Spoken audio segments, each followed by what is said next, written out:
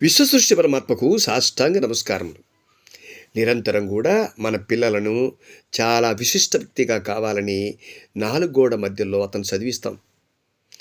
నాయనా నువ్వు first rank రావాలి, నువ్వు స్టేట్ ఫస్ట్ రావాలి అని వాళ్ళకు ఉద్బోధ చేస్తాం.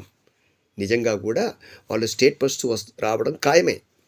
కానీ ఒకటి మాత్రం నిజం, ఒక మర్రి వృక్షంగా ఎప్పుడు కూడా చిన్న చిన్న వృక్షాలు ఎదగదు. అది ఎండలో ఉంటే కానీ బ్రహ్మాండమైనటువంటి చెట్టుగా ఎదుగుతుంది. ఆ ప్రకారంగా పిల్లలు కూడా బయటికి పంపించాలి. నాలుగు గోడల మధ్యలో పంజరంలాగా పెంచకూడదు, బయటికి పంపించాలి. మంచి చెడు ఏదో వాళ్ళకి తెలవాలి, మానవ అభిమానం తెలవాలి, దెబ్బలు తినాలి. ఎందుకు దెబ్బ తినాలంటే వాళ్ళకి తెలవాలి, దెబ్బలు తింటే ఏంటి, తప్పు చేస్తే ఎందుకు దెబ్బలు కొట్టారని తెలవాలి కదా. మరి అవన్నీ కూడా వాళ్ళు అనుభవించాలి.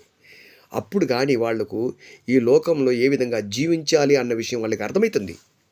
ఇట్టి విషయాన్ని వాళ్ళకు మనం చెప్పక్కర్లే, ప్రపంచమే తెలియజేస్తుంది. కాబట్టి ప్రతి ఒక్కరు కూడా అతన్ని గూటిలో పెంచవద్దు. లేకపోతే దారి తెలియనటువంటి ఒక కుంటివాడులాగా చెట్టు కింద నిలబడిపోతాడన్న విషయం గుర్తుపెట్టుకోండి. ఎందుకంటే కేవలం మార్కులు వస్తే సరిపోదు, ఈ ప్రపంచాన్ని కూడా అతను చదవాలి. కాబట్టి ఈ ప్రపంచంలో ధర్మం ఏదో అధర్మం ఏదో అతనికి పూర్తిగా అవగతం అవ్వాలి అన్న విషయాన్ని మీరు గుర్తుపెట్టుకోండి. కాబట్టి ముఖ్యంగా మగపిల్లలను అతి జాగ్రత్తగా ఈ విధంగా వారిని పెంచడం మంచిదని నా అభిప్రాయం. మీ అభిప్రాయం ఏదైనా ఉంటే కమెంట్లు తెలియపరచండి. సర్వే జనా సుఖినో భవంతు, లోకా సమస్తా సుఖినో భవంతు.